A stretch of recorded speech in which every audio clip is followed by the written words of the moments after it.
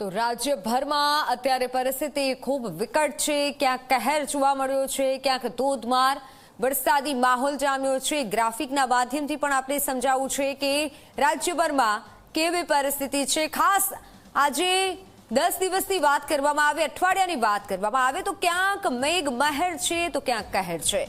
રાજ્યમાં અત્યાર સુધીમાં સિઝનનો 64.76% સુધી વરસાદ નોંધાયો છે અને રાજ્યના 30 તાલુકામાં સિઝનનો 100%થી પણ વધુ વરસાદ નોંધાયો છે।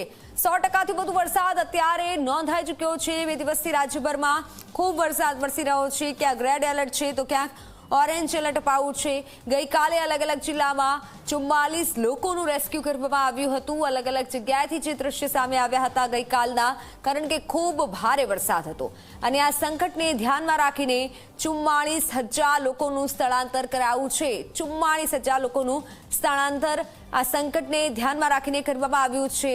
હાલ રાજ્યમાં 15 ડેમ અને 100% ભરાયા છે। 15 જેટલા ડેમ 100% અત્યારે રાજ્યમાં ભરાઈ ચૂક્યા છે। તંત્રની ટીમ ખડે પગે છે, તમામ મદદ પહોંચાડવામાં આવી રહી છે। જળાશયોની વાત કરીએ તો 7 જળાશયોમાં 90 થી 100% સુધી પાણીનો જળ સંગ્રહ એટલે કે જથ્થો ઉપલબ્ધ છે।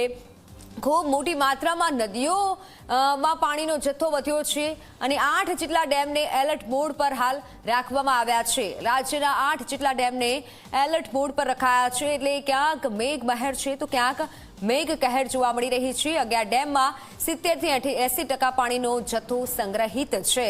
હજુ 11 ડેમમાં 80% પાણીનો સંગ્રહ છે। 82 ડેમમાં હજુ પણ 70% થી ઓછું પાણી છે, એટલે 82 આ રાજ્યના એવા ડેમ છે કે જ્યાં 70% થી ઓછું પાણી છે। એટલે ખૂબ વરસાદના કારણે ક્યાંક મેઘ કહેર તો ક્યાંક મેઘ મહેર જોવા મળી રહી